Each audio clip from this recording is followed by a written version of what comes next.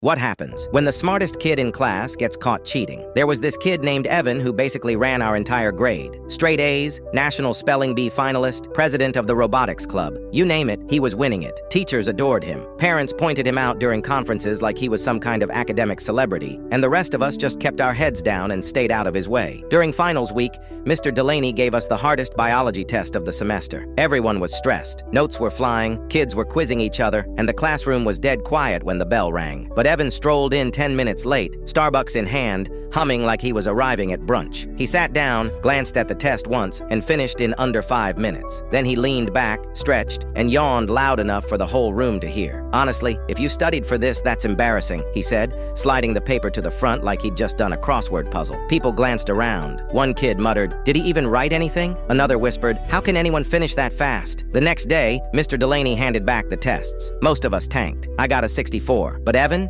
got a 104, bonus points and all. He actually waved his paper around like a medal. "Highest score in all 5 periods," he announced, to no one in particular. And I didn't even open my binder. Then Mr. Delaney hit us with part 2 of the final, individual presentations. No notes, no phones, no visuals. Just you, your assigned topic, and 5 minutes to explain it. Evan rolled his eyes. "Or you could just give me the A now and save us all some time." He was scheduled to go last. Everyone else went up one by one, nervous, stammering, trying their best. Some forgot details, a few crushed it. And the whole time, Evan sat at the back like he was watching a play written beneath him. Finally, it was his turn. He stood up like he'd just been invited to give a TED Talk. Mr. Delaney handed him a card. "The immune system," it read. Evan smiled. Easy. He started fast, too fast. He wasn't pausing, wasn't thinking. His tone was weirdly robotic, like he wasn't speaking his own words. A few of us exchanged glances. It didn't feel right. It didn't sound like Evan at all. His voice was a beat behind his eyes. Mr. Delaney calmly walked over and tilted up Evan's collar. There it was, tucked behind his ear. A tiny earpiece, barely visible. Evan's face went pale, like someone had cut the power from inside him. Then Mr. Delaney reached into his pocket,